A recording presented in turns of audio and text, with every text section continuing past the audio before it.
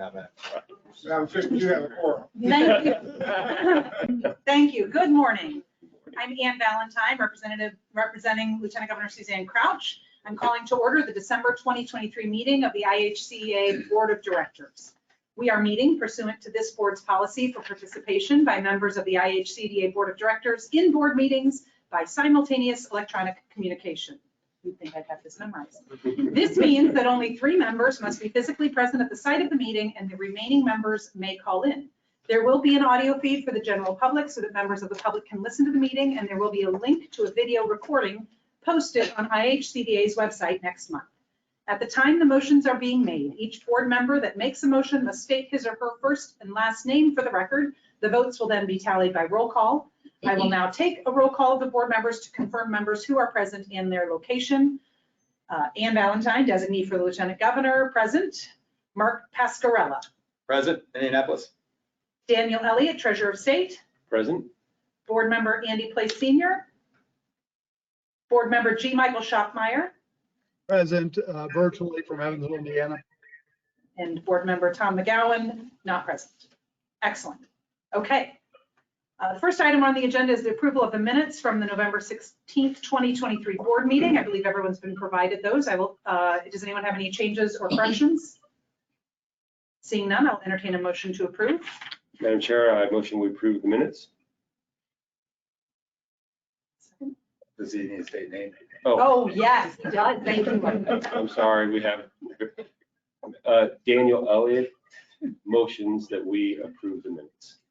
Second by Mark Pascarella. Thank you. I will now take the roll. Ann Valentine, aye. Mark Pascarella. Aye. Daniel Elliott. Aye. Michael Schaffmeyer. Aye. Motion is approved. Okay. Please welcome Nicole Chapman, who will present the Housing Choice Voucher VASH Reallocation Board Memo. Good morning. Good morning, everyone.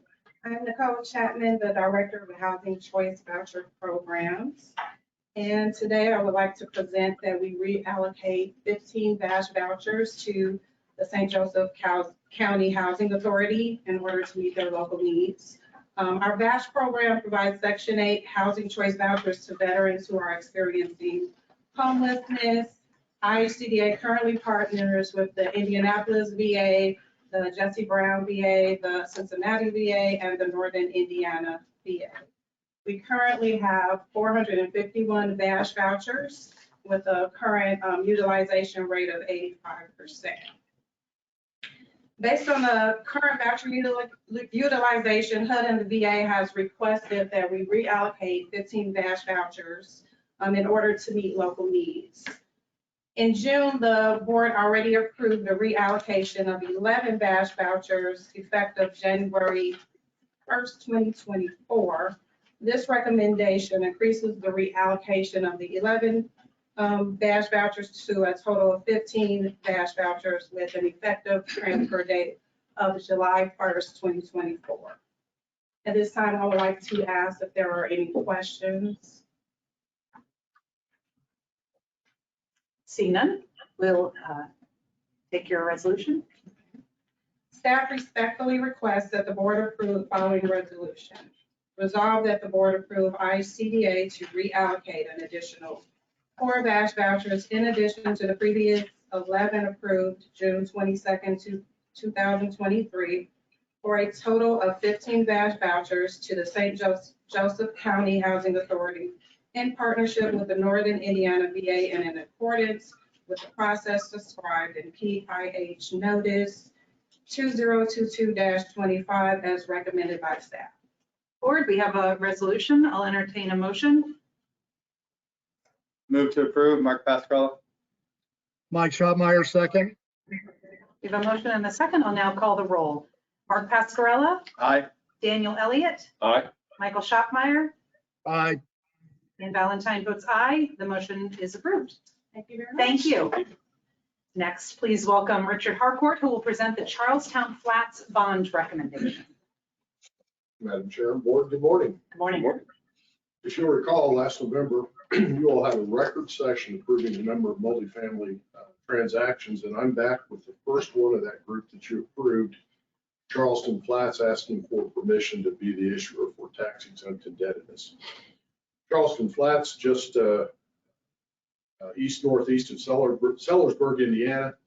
Multifamily development, new construction, 176 affordable units, requesting permission to issue $20,950,000 of tax exempt indebtedness. This is non-recourse debt, doesn't sit on the books of the IHCDA. Any questions from the board? Okay, we'll take your resolution. Thank you. Staff respectfully requests the board approve the following resolution. Resolved that the board approve the Series 2024 multifamily housing revenue bonds, parentheses, Charleston Flats project, close parentheses, pursuant to the resolution attached hereto as Exhibit A, as recommended by staff. All right, we get the resolution. I'll entertain a motion. Madam Chair, Daniel Elliott, motions that we approve this resolution. Mark Pascarella, second. Great, we have a motion and a second. I'll take the roll. Mark Pascarella, Aye. Daniel Elliott, Aye. Michael Schockmeyer, Aye. Ann Valentine, aye. Motion carries. Next, you again. Yeah, thank you. You'll present the Series 2024A Single Family Bonds recommendation. Thank you, Madam Chair. As you'll recall, one of the big portion of our business is we help first-time home buyers get into homes by buying mortgages from preferred lenders, and we finance those mortgages by issuing indebtedness. And I'm here to seek permission to issue our first round of indebtedness, Series 2024A. This looks materially like the four we did in 2023, very similar to those four resolutions, so it should look familiar to you. But we are asking for permission to issue up to $250 million. This will be a combination of taxable and tax exempt indebtedness. Doesn't sit on our balance sheet, and this will be fixed rate indebtedness. And again, as always, if we were to do any kind of variable rate indebtedness, we'd have a conversation with our partners at IFA to make them aware of what we're doing. Great. Any questions from the board? I'll just add some comments here real quick. Rich and his staff do a tremendous job of reaching out to the IFA, not only working with volume caps to determine what they have, but also figuring out the best mix to preserve that volume cap between taxable and tax exempt. So they've done a great job. They've been a great partner with us, and they do work with us very well. So they inform us of all the issuances they're doing, and obviously this program is doing very, very well. So just want to give you a heads up. They are indeed doing what they're saying they're doing. Great. Excellent. Okay. And we in turn appreciate their advice and counsel and their knowledge of what we're doing. Staff respectfully request. Hold on. Oh, we have more. We have more. Mr. Schockmeyer. Yeah, Mike Schockmeyer. Rich, he didn't say it, but he says it's not on the balance sheet, but this $150 million is non-recourse, correct? Just like the prior issue?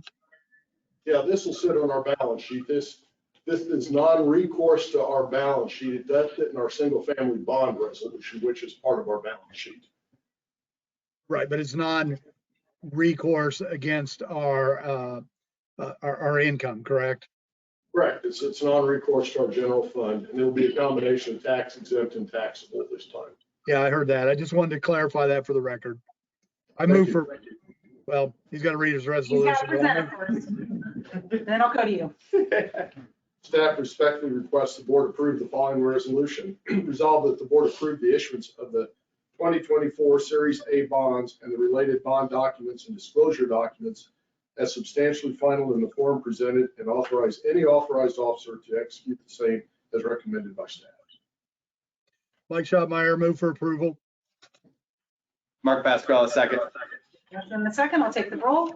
Mark Pascarella, Aye. Daniel Elliott, Aye. Michael Schockmeyer, Aye. and Valentine votes aye. The motion carries. Thank you. Next up, Brennan Gerard and Mark Pascarella will present the IHCDA 2024 budget recommendation. Rich just informed me that I only have 4 hours to do it. So I'm going to do my best to comply. Excellent, thank you. There's a lot to cover. My name is Brennan Gerard, and I am the director of the accounting department. And one of my roles here is to coordinate and deliver the budget for the board's consideration. I would like to start out first by thanking the Budget Committee. We met on December the 6th.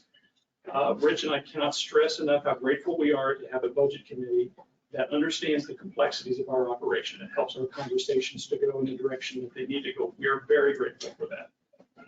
The approach that we took this year is the same that we took last year. We take a bottom-up approach, meaning that we ask all of our program directors, managers, as well as department heads to develop their own individual budgets, and then we compile them and review them at a macro level to ensure that the general fund can adequately cover those needs. And spoiler alert, even though we are experiencing a volatile economic market, we are anticipating a positive net result from operations to cover our needs. In essence, we did not have to go back to any of the programs and ask them to make cuts. We believe this approach has resulted in a very solid budget for 24 and is both realistic and achievable. We did utilize a new budget software this year to aid with the gathering and compilation of the data. I believe next year we're going to see some serious efficiencies from implementing that software. What I'll do now is direct you to the attachment, and we'll just, my plan is to just very quickly run through the different pages and then save time at the end for any questions that you might have. We started out, the format is the same format that we provided last year, no changes there. The executive summary, the purpose of it is to provide some narrative on our base assumptions, as well as narrative on some of our larger variances. Moving on, we get to the most important part of the budget, and that is the statement of net position for the general fund. As you can see, our revenues for 24 are anticipated to be very strong. For some additional context as to why this is the case, currently we're experiencing higher interest rates on investments and deposits than we had anticipated, as well as high activity volumes in both real estate application fees and our bond indenture administrative revenue. And this is all anticipated to continue into 2024. Our total operating expenses are anticipated to remain relatively flat when compared to last year's budget. I'll just point out a few items that are variances. The salaries, wages, and taxes are projected to increase due in part to the assumption that current vacancies will be filled by January the 1st, as well as an increase in base salaries to help us retain talent. Professional services expense has decreased due to some initiatives that were considered in the 2023 budget that will not reoccur in 2024. And lastly, the program contributions are favorable again this year, due primarily to administrative revenue generated by one of our real estate programs, which is completely offsetting all the other program funding needs, leaving us with a surplus. Moving on, the next two pages are detail pages. They provide some insights on our revenues as well as our professional services expenses. We then come to our capital expenditures detail. This is an itemized listing of our expectations of expenditures for next year. And you can see our focus is on software development for replacement of our outdated grants management software, as well as additional functionality for some of our current softwares. That brings us to our last page, which is the combined budget for the general fund and federal and state programs. This budget excludes program revenue and benefit payments, which mostly offset each other. That was a very quick look. Thank you for not taking too long. You're welcome. So at this time, I will be happy to answer questions. We'll turn this over to Mark. Mark? Sure, I'll take a couple of minutes here, not very long either, because I think, again, I say this year after year, so it's almost kind of, I think I'm hitting repeat on the play button. But again, they reach out to the budget committee, they take us through a detailed presentation. The fact that they do it from bottom up, I think involves everybody in the staff. So again, you're not getting unrealistic expectations from an executive team that's not really down on the bottom floor to understand what expenses are going to be or what revenues are anticipated to be. By doing that, you get buy-in, you get ownership, you get people who are going to adhere to that budget. And I think you get a sense of discipline when you listen to them, and especially when it's year after year, it's not just one particular year. So year after year, you see that discipline and that, hey, revenues are going up. That doesn't mean we're going to go crazy and start spending. We're going to be conservative. We're going to anticipate that there's going to be some unknowns that are going to come their way, and we're prepared to handle them. And I think that's why you see, again, when we go through the audit and we go through the financial statements year after year, we don't find any findings. We also are in a good net position where we're, even if it is some sort of a situation arises that produces some shock, we're able to absorb it. So I think they do a terrific job with that. I like being involved in the process. It gives me, stable mind knowing that everybody's integrated into the process. The software doesn't bother me either, because I know year after year they've budgeted for software and haven't really implemented it.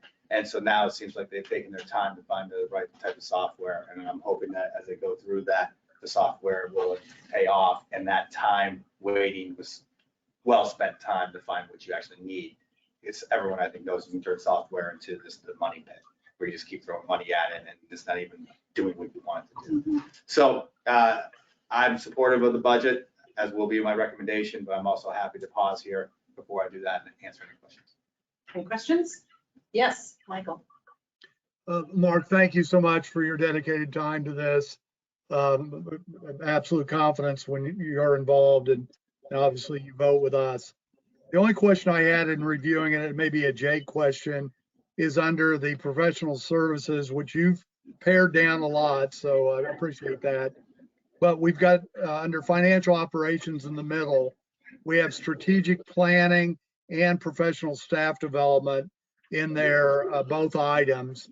Explain for me the difference. They're in there at about, $280,000, $90,000. I think it probably would be beneficial for the public to know what those two line items are. Yeah, thanks, Mike, for asking that question. It is important for us that to continue to invest in our staff for training and to continue to enhance the environment that we have here for continuous improvement. And so we do spend a lot of professional committed to that. In order for us to commit to continuous improvement and to ensure that everyone in this agency has an opportunity to make changes that improve processes and policy, we do take everyone through lean training and additional other types of professional development throughout the year. So that's where you see that professional development training is really targeted towards more on the lean side of the agency.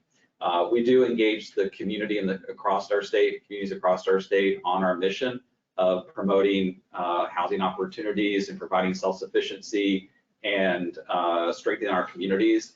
And that community engagement requires us to meet across the state as we think about our priorities and our strategic plan. We chose not to do a new strategic plan this year. I think what we would look for is start to engage and start to begin that process later in 2024.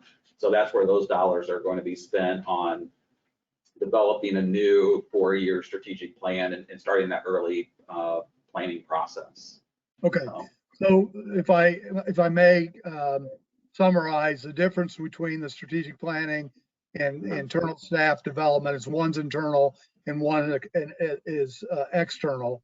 And I agree we need both of them. I just wanted to put that in the record so folks would understand, because they're pretty big numbers, but all of us know in our companies that's what it takes. So, our company engages surveyors with clients, and it relative to our size, we spend that amount of money too. So I just wanted to make sure. I thought that was the difference, that one was external, one was internal, but that's perfect. And I'm glad you're doing it. So.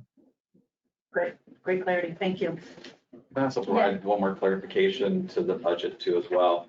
The budget, while if the board approves the budget as recommended, it can change throughout the year. We obviously are financially self-sufficient. We rely on revenue for our operations. We do not receive any dollars from the state of Indiana for the operations of this agency. So if we don't hit our benchmarks on revenue, then we have to make adjustments to our expenses. So we operate just like a financial institution in the private sector. And so while the budget is approved for these expenses that, we talk about professional development, we talked about strategic engagement across our state. If we do not hit our revenues, then we will have to make cuts within the existing operation expenses.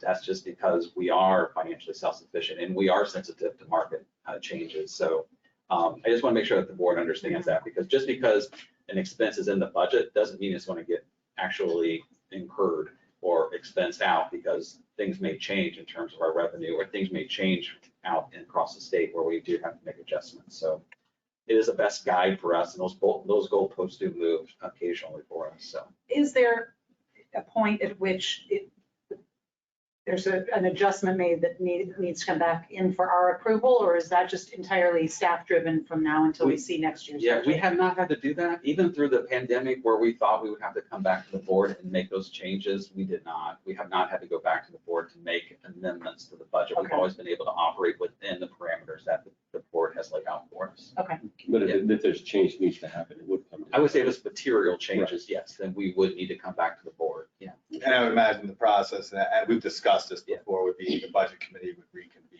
Mhm. Then the explanations would be sent to the budget committee, and then at that point, we would send in for a revised budget if it's materially changing. Yeah, exactly. Okay, Thank you. Mark, we take your motion. You have a motion for us? Yes, the budget committee respectfully requests that the board pass the following resolution. Resolved that the board approves the proposed 2024 budget attached hereto as Exhibit A, as recommended by staff, and also when we give the resolution, that is a first or a move to approve. So we would just be looking for a second. So Mark Bascarella moved to approve with the resolution. Great. Do you have a second? Daniel, Elliott, seconds. We have a motion and a second. I'll take the roll. Mark Pascarella, Aye. Daniel Elliott, Aye. Michael Schoppmeyer, Aye. Ann Valentine, aye. Motion carries. Thank you all very much. Thank you. You. And next up, Executive Okay. Director Jake Sipe has an executive update. Sure. Yeah, thank you, Madam Chair. A few things here as we round out this year. You'll see we have a IHCDA fall magazine for you. On the cover is Tamio Haber. She was the resident of the year. So each year we recognize a resident who lives at one of IHCDA's finance properties. And she lives at Lake Meadows Assisted Living in Fishers. And she spends a lot of time engaging and volunteering for the other residents at the property. And so she was nominated and received the Lieutenant Governor's Award for Resident of the Year. So wanted to highlight that. There's other content within the magazine that really just celebrates our partnerships that we have across our state and the great work that they're doing. So that's the magazine's really dedicated to lifting up our partners across our state for the work that they do. It's a really great publication, by the way. Yeah, it is. Yes, it is. Yeah, and it's done all volunteers. So we have some staff and some of our community partners who help contribute to the articles as well. So throughout the last year, during the budget session, IHCDA received $5 million from the state legislatures for a housing for youth existing foster care program. It's a pilot program to create some housing for youth that are exiting the foster care system.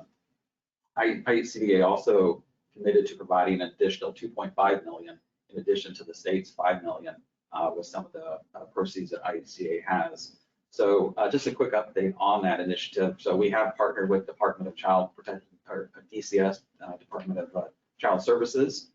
We held a public meeting on November 14th, and we invited some partners to come in to get feedback on program design, but also to give them an opportunity to network with housing service providers. So there's the housing providers, and then you have service providers. And so we wanted to provide the opportunity for them to network, to look for partnerships. So that was done on November 4th. On December 11th, we released the RFP, requests for proposals for not-for-profits and service providers to submit proposals to us. Those are due on February 12th.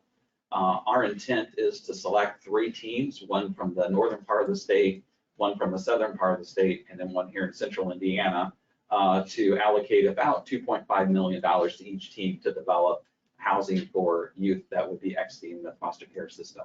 So we hosted a webinar on Monday of this week with DCS as well, just to kind of go over the RFP for our partners that are interested in applying. So just a quick update on that. Real quick, there's a high correlation between foster children. There is a correlation between when you get to the roots of homelessness issues. When you look back, we do have a correlation that's tied to the foster care system and the homeless population. Yeah, I think that's true. yeah. And the other thing is when we don't see, especially when we do like the point in time count and you do the homeless counts, there's, I would call it the ghost population, and that is our youth. A lot of them are couch surfing, and so it's really difficult to capture their count. So that is one population that's really hard to measure, but we know it's there, and we know it's the root cause. It's one of the root causes of homelessness. The organization Foster Success has had some really powerful examples of this, that exactly what you're talking about in their annual report. If anyone's interested, I would check that out. They have some stories of success, but also just outlining how incredibly hard it is for those kids who are aging out of the system. Yeah, I just remember when I started here, that was one thing that kind of popped out at me. Again, I've studied it, but I've always been finance related, but I remember hearing those numbers shocked me. Mhm. And so the fact that we're doing something to address Yeah. it is We're really- absolutely necessary. Really excited and really thankful for the state to give us these resources to do this. How are we getting the message out to many of these kids? Because, I mean, we're talking about a population that's extremely vulnerable, and many of them I wonder how many of them are even aware that this is going to be available. Yeah, I think I know the need's going to far outweigh the units that we're going to produce. And so obviously the partnerships that we have, the not-for-profits, and I think to your point, making sure that we have our service providers engage with the housing providers. Sometimes there's disconnects there because there's oftentimes they're not the same. Also, the property management company, whoever's managing the property, that may be a different entity as well. So we want to make sure we understand, and all three of those groups are all together on this. Yeah. Another update I have, we talked about the single family bond issuance for 2024. Obviously, the program is doing really well. We are making changes to our single family programs. We have 3 new products that are coming out in 2024, actually in January. We've had 10 town hall meetings, and we've had engaged just over, I think, around 200 realtors and lenders with explaining and going over the new programs that we have for homeownership. So the first one's going to be First Step. It's still the down payment assistance of 6%, which is what we have traditionally had done for the last few years. However, we are changing it from a forgivable DPA to a repayment. So it would have to be repaid at resale or refinance from the proceeds. So if there's proceeds from the sale, then those proceeds would go to repay back that down payment assistance. If there is no proceeds, then the repayment obligation would not be required. So the next one is we've had a lot of requests listening from our mortgage lenders about a refi product. And refinancing is obviously going to become more and more in demand if interest rates start to go down. And so we are going to launch what's called Next Step program, and that'll be a refi program for those who have an IHCDA product, down payment assistance, and we can refi that. Right now, currently, we can't do that because we don't have that product. The third new program that we're going to offer is what's called Step Down. And so we do have some home buyers who are driven by the down payment assistance, but are more sensitive to the rate. And so we'll be able to offer a lower rate, a discounted rate, if they do not accept or do not need the down payment assistance. We can offer them a lower interest rate. And so we have 3 new products that are coming out based on different where home buyers are at in terms of what their needs are. Some of them may need DPA. Some folks may just need to refinance, and then we have some folks that would like to have a lower interest rate, especially in a higher interest rate environment like we currently. So those 3 products are coming out in January 2024. So multifamily bond update.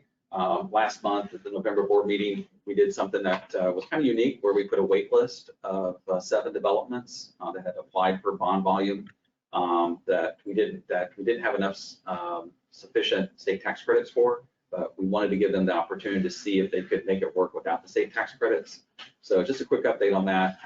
4 of those 7 are still working on making their developments work. And so they're provided us with amended, updated applications that show the new financial package of how that would work. So we do have 3 developments that have dropped out, and we're not able to make it work. So they have until February 16th is when we would finalize everything and make those awards. So hopefully we get that done here the first in January. So just a quick update on that. So board meetings for next year, I think Lauren sent out calendar invites for the 12 board meetings. Just a rule of thumb, it's the 4th Thursday of each month, with the exception of November and December when it's the 3rd Thursday. So the board invite has the location at IHCDA. However, we would like to go on the road again a couple times in 2024. So I know the folks in Corridon are definitely want us to come down. So we're going to try to get down to Corridon in 2024. But we'll work with all of you on schedules and things to determine when's the appropriate time for us to go down. So, and hopefully we can go to a couple other communities as well. So with that, that's my update. And I wish our board members and everyone a happy holidays. Wonderful. Yeah. Thank you. Any questions for Jake? Yes. I move for Corridon being put on very quickly. Since it's down here. Okay, is there any other business to come before the? Move for yes. adjournment. Oh, Second, Mark Pasquale. wait, I think we do have we have Yes, something? Madam Chair, we do have a couple of documents that need to be signed by the board members, that the bond resolution have to be signed, and then you and Jake need to sign the minutes. And we'll ask that you stick around for a couple of minutes to do that. We will do that. Okay, so we have a motion and a second for adjournment. All those in favor say aye. Aye. We are adjourned at, I don't know, 10 something. 10:37. Happy holidays. All right, thank you.